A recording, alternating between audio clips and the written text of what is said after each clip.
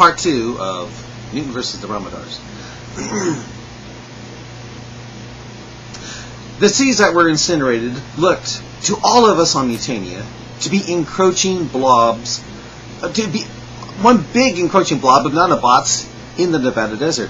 We thought for sure we were firing in one area from what the ship sensors were providing. We had no idea that our weapons were hitting multiple targets in many cities. You've got to believe us. Why didst thou not beam us down to Earth first? Screamed the starship robot captain with fury.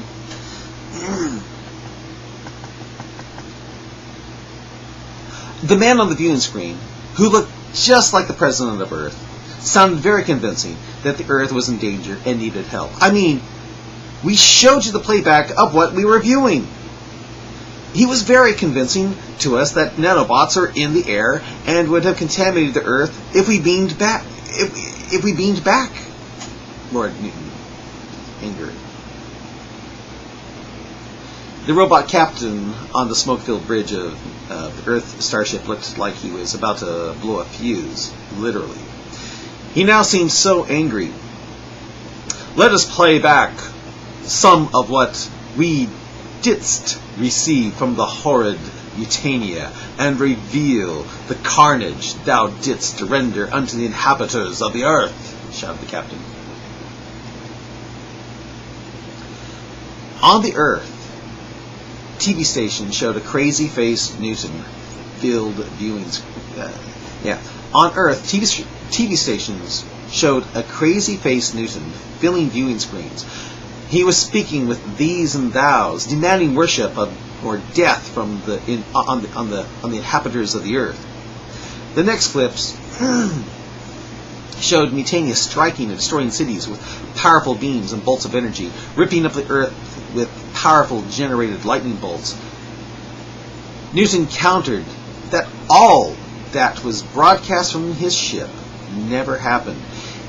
It was the computer blocking real transmissions and creating phony ones just to make Nutan and crew look evil. Industro is the king of quick computer animation and graphics, shouted Nutan desperately. They are masters at deceit. Yea, and most foul when thou showest what thou sayest thine crew's eyes saw, shouted the robot captain back. It did, shouted Nutan. It played back everything we thought we were experiencing with the nanobots from Earth and CG style that looked incredibly pre-20th century, just to make it look like we were crappy at covering up a lie. Nutan's telling the truth, shouted desperate Sheena again, the only hot cutie on Mutainia's bridge. The Robot Federation captain just stood there, then said, The honesty of Nutan canst not be trusted, which is why I hast been programmed to counter him on all his desires. Nutan thought for a bit on the last sentence, then furiously shouted back with, And you'll continue to not believe me, even if I turn myself in. Industro screwed me royal, robot, and I will never surrender this ship until I have my revenge. Besides, as clones and replicants, we are expendable in your eyes. We are just property of the state. Thou art no longer a clone, said the captain. The higher-ups said the same thing and proved otherwise. I and the other Major Mason you see here on this bridge were created only to find out what was in that one dimension. That one dimension no one ever returns.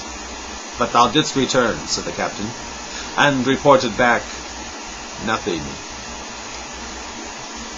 I have no memory of anything there, said Nutan. A few hours later, Mutainia entered the orbit of the planet it had visited in nearly 8 years. Before heading toward the planet, Nutan told his attackers that they were going to be doing a short visit of the planet to see how an old friend was doing, but they'd be keeping an eye open for any further moves of aggression. Nutan had Mutainia send out a distress signal for them to show the Federation, he could have finished them off, but showed them mercy. The last words Nutan heard from the robot captain before embarking on an orbit of the planet was, Thou shalt not see the last of us, Nutan. Minutes later, Mutainia was scanning for the man Nutan had marooned on the planet, a fellow crewman who actually decided to live on this particular planet rather than brave it on Mutainia. The guy knew Mutainia had become a lightning rod, even though Nutan wrestled control of it away from the evil robot race of Industro that had created Mutainia only for conquest. And he knew that Industro wouldn't be the only one. He knew that Industro wouldn't be the only thing to worry about, being that Industro did such a great job of making Nutan and crew of Mutainia look so fantastically evil. He wanted no part of the accursed crew, but wanted to live in peace on this fantastic planet with human-looking people who were so electrical that they were able to create their own anti-gravity barriers by thought and fly by the powers of their mind like Nutan was able to do.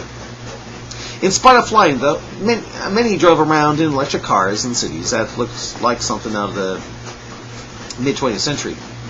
And when the last time the crew of Mutainia visited, they were pretty much on the verge of spaceflight. It was getting a little restless on Mutainia now. He paced the bridge of his ship a bit, then smiled before finally saying, How much you want to bet Mr. Fuyu down there sold out and introduced some of our technology for a huge load of their cash? How else could he survive down there if he didn't bother to sell even a little of it? Sure, he talks religiously about non-interference and prime directive this and prime directive that, but if he got hungry, I'm thinking he changed his mind and fast. What could he sell them on? What could he sell them? What could he sell them on? Anything that they'd be interested in when they can fly? Asked Nutan. Asked Callisto, a non-human-looking being on Mutainia. Oh, I can think of some, said Nutan, being a flying being himself. It wasn't long until Mutainia's sensors picked up Mr. Fuyu's tracking device, and with that, Nutan and crew tried to call Mr. Fuyu's old communicator.